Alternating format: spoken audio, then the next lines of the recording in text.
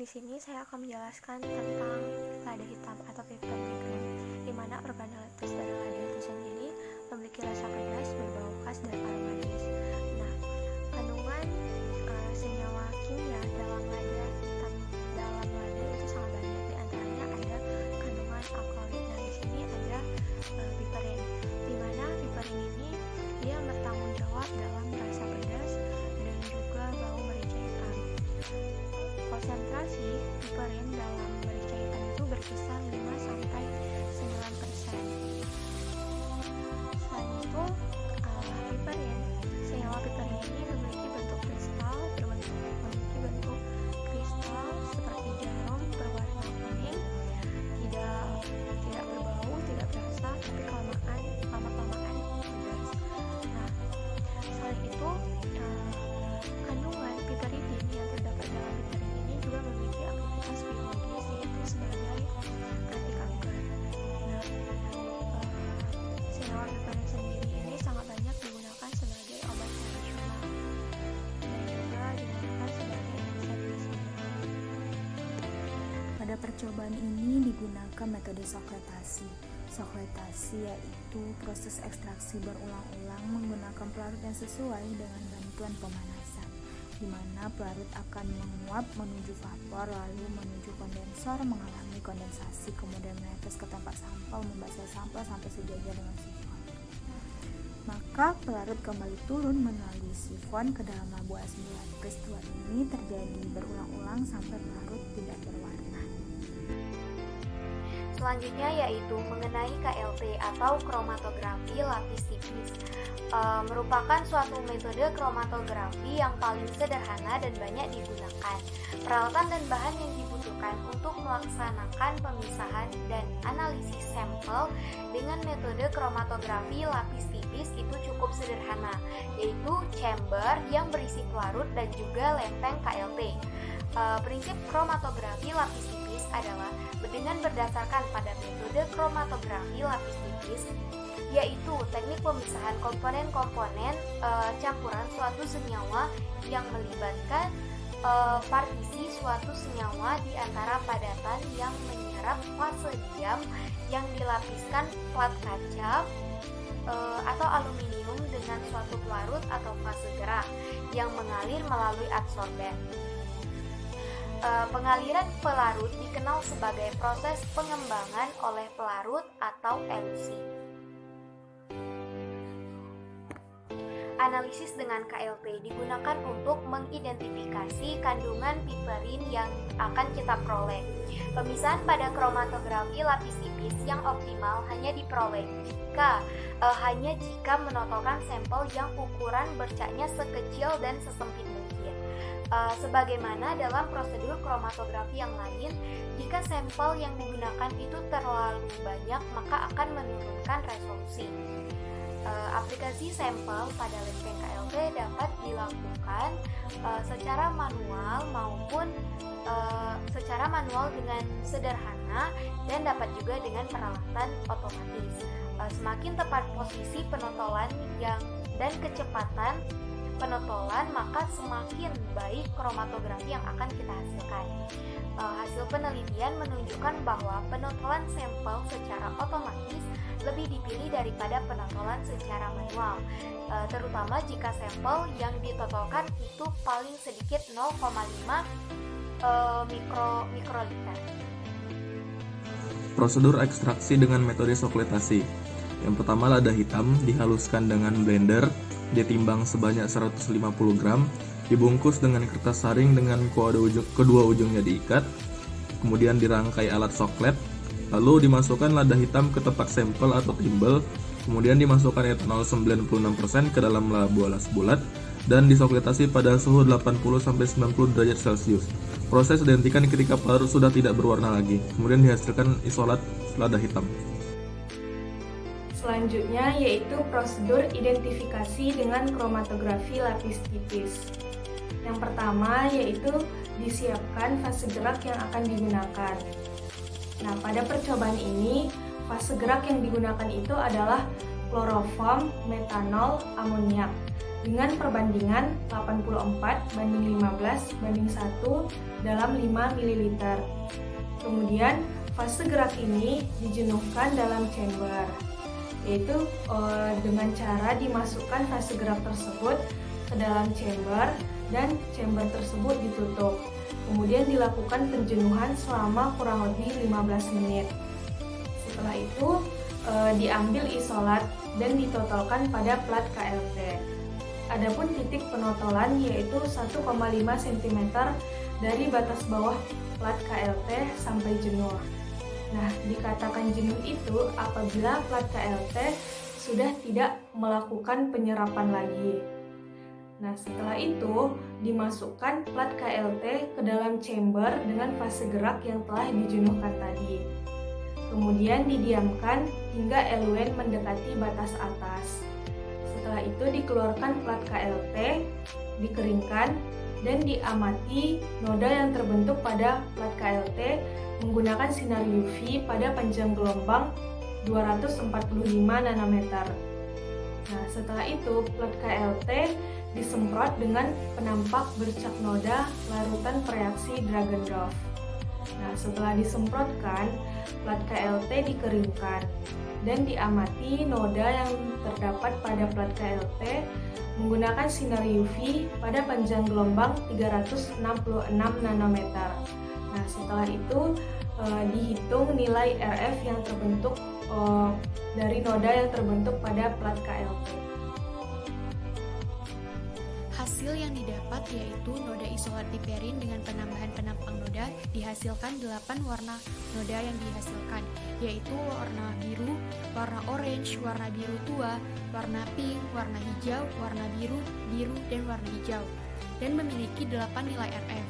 RF1 dengan nilai 0,0375, RF2 0,225, RF3 0,3625, RF4 0,5625, RF5 0,7375, RF6 0,825, RF7 0,9395, dan RF8 0,975. Nah, selanjutnya kita masuk ke dalam pembahasan dari percobaan penarikan senyawa piperin dari lada hitam.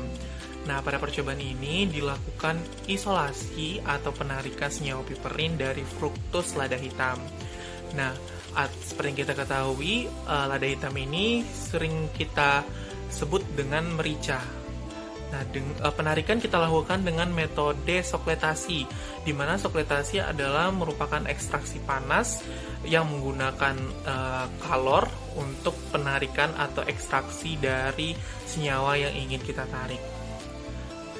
Nah, sokletasi merupakan metode pemisahan suatu komponen yang terdapat dalam zat padat dengan cara penyaringan yang berulang-ulang. Nah, seperti kita ketahui, prinsip dari sokletasi ini adalah penyaringan berulang-ulang terhadap simplisia atau sampel kita, di mana nanti akan terjadi beberapa siklus untuk mendapatkan ekstraksi dari senyawa yang kita inginkan. Nah, di sini keuntungan dari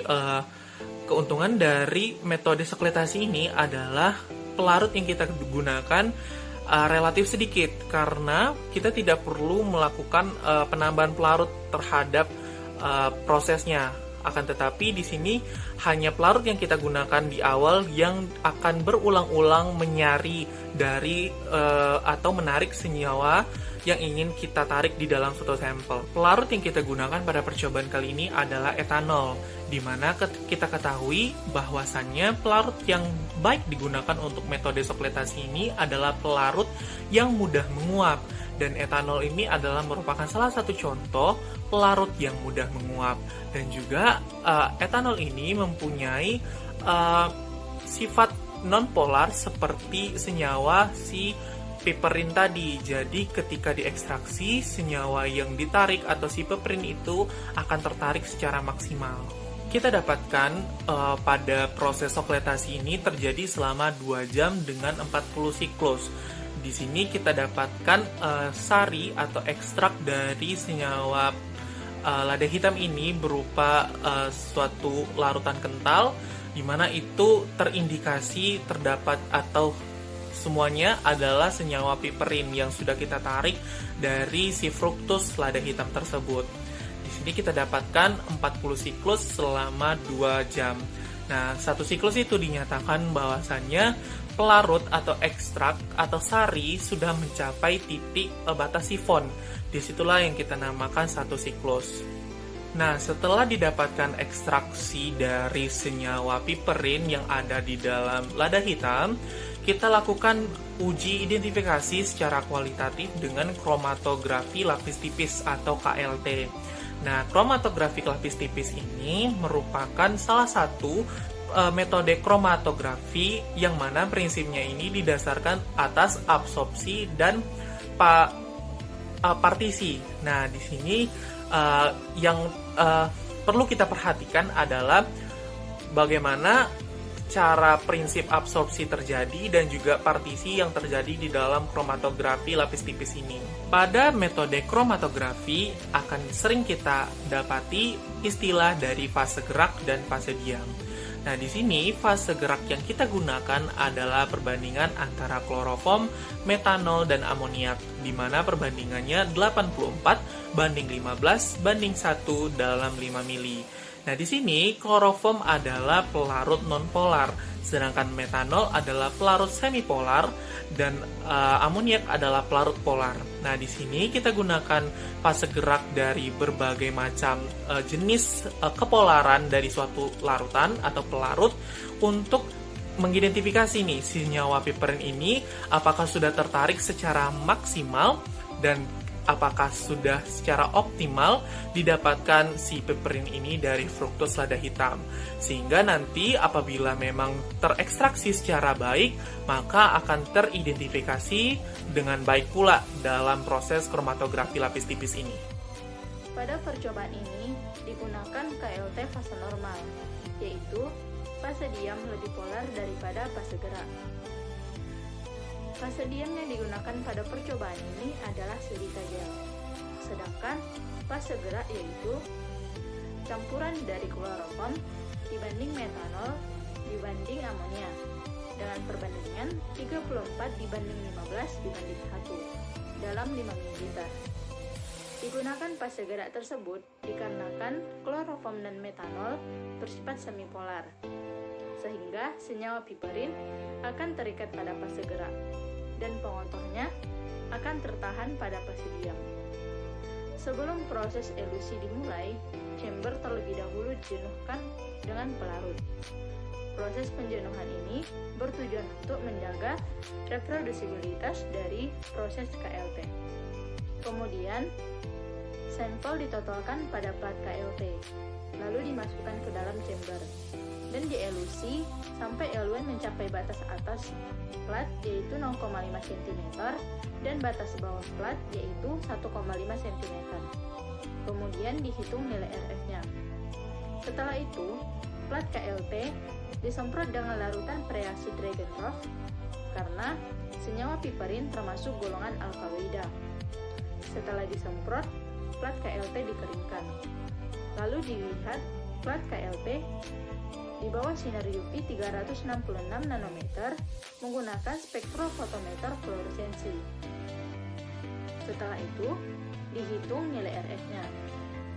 Didapatkan 8 spot, yaitu 0,0375, 0,225, 0,3625, 0,5625, 0,7375, 0,825, 0,9375, dan 0,975. Reaksi Dragonroth digunakan untuk merusak senyawa struktur dari piperin, sehingga terjadi penambahan ikatan terkonjugasi pada sampel, dan spot dapat dideteksi di bawah sinar UV. Pada hasil KLT, spot tidak dapat dilihat dengan mata telanjang. Hal ini dikarenakan struktur piperin tidak memiliki ikatan terkonjugasi yang cukup banyak, sehingga sulit dilihat dalam cahaya tampak. Oleh karena itu, digunakan sinar UV 254 nanometer dan 366 nanometer. Pada UV 254 nanometer, silika gel akan berpencar, sedangkan sampel akan menjadi black spot yang akan menutupi silika gel. Sedangkan pada UV 366 nanometer, noda akan berfluoresensi karena adanya daya interaksi antara sinar UV dengan gugus kromofor dan tarikan oleh asokrom yang ada pada noda tersebut.